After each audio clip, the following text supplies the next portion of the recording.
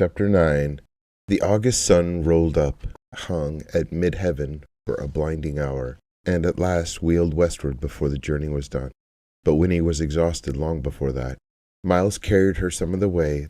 The tops of her cheeks were bright pink with sunburn, her nose a vivid comic red. But she had been rescued from a more serious broiling by May, who had finally insisted that she wear the blue straw hat. It came down far over her ears and gave her a clownish appearance, but the shade from its brim was so welcome that Winnie put vanity aside and dozed gratefully in Miles's strong arms. Her own arms wound around his neck. The pastures, fields, and scrubby groves they crossed were vigorous with bees, and crickets leapt before them as if each step released a spring and flung them up like pebbles. But everything else was motionless, dry as a biscuit on the brink of burning, hoarding final reservoirs of sap, trying to hold out till the rain returned, and Queen Anne's lace lay dusty on the surface of the meadows, like foam on a painted sea. It was amazing then to climb a long hill, to see ahead another hill, beyond that the deep green of a scattered pine forest, and as you climbed, to feel the air ease and soften. Winnie revived, sniffing, and was able to ride the horse again, perched behind May, and to her oft-repeated question, "Are we almost there?" the welcome answer came at last. Only a few more minutes now. A wide stand of dark pines rose up, loomed nearer, and suddenly Jessie was crying, "We're home! This is it, Winnie Foster!" And he and Miles raced on and disappeared among the trees. The horse followed, turning into a rutted path lumpy with roots, and it was as if they had slipped under a giant colander.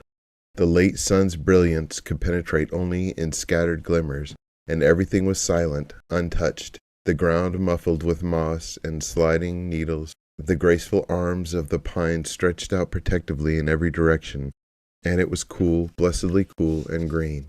The horse picked his way carefully, and then, ahead, the path dropped down a steep embankment, and beyond that, Winnie, peering around May's bulk, saw a flash of color and dazzling sparkle. Down the embankment they swayed, and there it was, a plain, homely little house, red barn, and below it, the last of the sun flashing on the wrinkled surface of a tiny lake. "Oh, look!" cried Winnie. "Water!" At the same time they heard two enormous splashes, two voices roaring with pleasure. "It didn't take 'em more'n a minute to pile into that pond," said May, beaming. "Well, you can't blame 'em in heat like this. You can go in too if you want." Then they were at the door of the little house, and Tuck was standing there. "Where's the child?" he demanded, for Winnie was hidden behind his wife. "The boys say you brung along a real honest-to-goodness natural child." "So I did," said May, sliding down off the horse. "And here she is." Winnie's shyness returned at once when she saw the big man, with his sad face and baggy trousers. But as he gazed at her, the warm, pleasing feeling spread through her again, for Tuck's head tilted to one side and his eyes went soft, and the gentlest smile in the world displaced the melancholy creases of his cheeks. He reached up to lift her from the horse's back, and he said, "There's just no words to tell you how happy I am to see you. It's the finest thing that's happened in—" He interrupted himself, setting Winnie on the ground, and turned to May. "Does she know?" "'Course she knows," said May. "That's why I brung her. Winnie, here's my husband, Angus Tuck. Tuck, meet Winnie Foster." "How do, Winnie Foster," said Tuck, shaking Winnie's hand rather solemnly. "Well then," he straightened and peered down at her, and Winnie, looking back into his face, saw an expression there that made her feel like an unexpected present wrapped in pretty paper and tied with ribbons, in spite of May's blue hat, which still enveloped her head.